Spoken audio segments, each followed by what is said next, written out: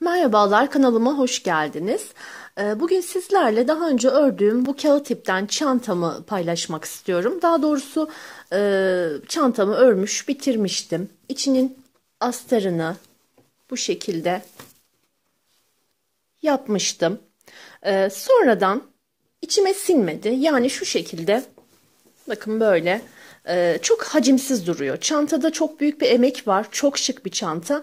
Ama hoşuma gitmeyen bir tarafı vardı. Daha sert bir görünümü olmasını istiyordum. O nedenle bu şekilde bir tarafını, astarın bir tarafını söktüm arkadaşlar. Çantamın içerisine kalın keçe koymayı uygun buluyorum. Bunu da nasıl yaptığımı sizlerle paylaşmak istiyorum. Bakın şimdi. Öncesinde bu şekilde şık ama hacimsiz bir çanta. Kalın keçeye ihtiyacımız olacak. Ben böyle çantamın ebatlarında bir keçe kestim. Keçeyi tek taraflı kesip bu şekilde ikiye katlayarak kullanacağım. Yani çantamızı böyle hem buradan hem bu taraftan ölçüp ona göre keçemizi kesiyoruz.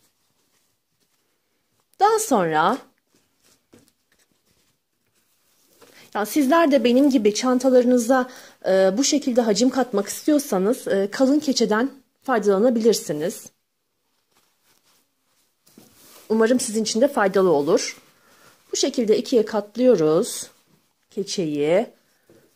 Çantamızın yani daha önce dikmiş olmamız gerekmiyor illaki. Siz normalde ördükten sonra da astarı yapmadan da bu işlemi gerçekleştirebilirsiniz. Ben dediğim gibi daha önce yaptığım, aslında bitirdiğim, benim için okey olan bir çanta içime sinmediği için tekrar bir düzen vermek istiyorum. O nedenle de tek tarafını söktüm. Bu şekilde içine düzgünce yerleştiriyoruz. Ölçü alırken şu yan taraflardaki dikiş noktalarını da mutlaka dikkate alın derim ben.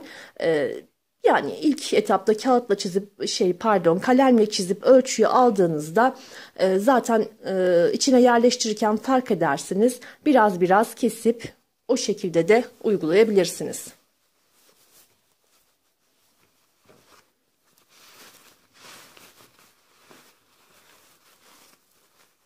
Şimdi el dikişine geçmeden önce şöyle yapacağız arkadaşlar. Bakın önce bir ölçümüzü gerçekleştirelim. Bakıyoruz. Buralar tamam. Bu noktada biraz dikkatli olmalıyız. Yani tamamıyla eşit bir şekilde keçeyi çantaya yerleştirdiğimden emin oluyorum. Evet. Silikondan faydalanacağım ben. Siz farklı bir yapıştırıcıda kullanabilirsiniz. Aslında yapıştırıcı veya silikonu tamamıyla yapıştırmak amaçlı değil. Sadece tutturmak amaçlı. Yani dikerken, astarı geçirirken keçeye bize engel olmasın ve rahatlıkla dikiş yapabilelim diye tutturacağım. Evet. Burada sıcak silikonum var. Hafif şöyle keçeme silikonumdan minik minik pıtlar şeklinde uyguluyorum. Sonra istediğim yerlerden bu şekilde yapıştırmamı gerçekleştiriyorum. Daha sonra diğer tarafı, yani hepsini birden hani yapmazsanız daha iyi olur. Ara ara yaparsanız çok daha verim alırsınız. Silikon çabuk soğuyan bir ürün. Şöyle hafif birkaç yerinden, sanki toplu iğneyle tutturmak yerine yapacağımız bir işlem aslında bu. Keçeyi de sabitler mi kağıt ipe? Tabii ki faydası olur. Ama çok da silikona veya yapıştırıcıya boğmayalım. Bu tarafı yaptık.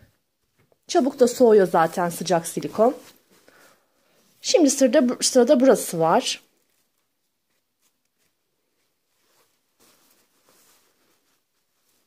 Şurada bir parça, bir daha istiyorum tutturmayı.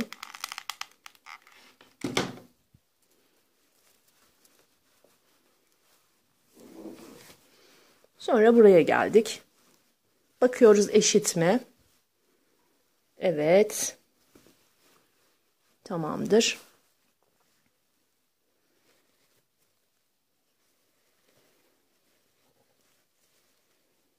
Tabii çok dikkatli olmalıyız bu noktada.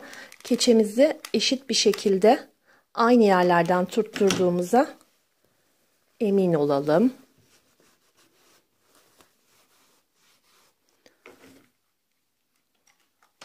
Siz keçeyi farklı bir renk tercih edebilirsiniz. Kağıt ipinizin rengine uygun, hasır rengine uygun veya ne renk kağıt ip kullandıysanız ya da ip kullandıysanız herhangi bir ip, o renkte bir keçe de alabilirsiniz. Ben almadım. Evde bu şekilde keçem vardı. Onu değerlendirmek istedim. Sonuca baktığımda da beni açıkçası memnun etti. Çünkü çok da rengi farklı değil. Yani görünmüyor motifimden. Sonra astarımı bu şekilde yerleştiriyorum çantamın içine. Bakın. Buralardan da tek bir tarafını zaten ben sökmüştüm dikişimin. Buralardan tekrar diktiğim zaman bakalım nasıl olacak. Evet arkadaşlar, şu an çantam gerçekten tam da istediğim gibi oldu. Bu çantalar için o kadar çok emek veriyoruz, böyle bir sonucu görmek için hevesleniyoruz. En sonunda da istediğimiz gibi bir sonuç ortaya çıkmazsa gerçekten emeğimize yazık. Çok şık, çok tatlı bir çantaydı, çok da kullanışlıydı. Ama dediğim gibi o hacimsizliği verdiğim emeğe değmemişti. İyi ki yapmışım diyorum şu an. Bakın ben bu şekilde mıknatıslı çıçıtlarımı da diktim çantama. Böyle. İşte içi. Harika oldu. Bakın. Hiçbir düzensizlik yok. Aynı zamanda illa da içinde bir şeyler olması gerekmiyor artık çantamın. Yani hani böyle öreriz. İçine bir şeyler koymayınca istediğimiz formda olmaz ya çantalarımız. İşte ben onu hiç sevmiyorum. Mutlaka içinin dolu olması gerekir şeklini gösterebilmesi için. Ama bu şekilde keçe koyduğumuz zaman ya da daha ne bileyim kalın bir iple veya çift kat bir iple ördüğümüz zaman o da mümkün. Gerçekten içine hiçbir şey koymasak da sadece bir cüzdan veya bir gözlükle çanta formunu yine koruyabiliyor. Hatta hiçbir şey koymasak da bomboş haliyle de gerçekten tatminkar bir görüntü. Arkadaşlar bu tarz videolarımın devamının gelmesini istiyorsanız kanalıma abone olup videolarımı beğenebilirsiniz. Şimdiden çok teşekkür ediyorum. Hoşça kalın.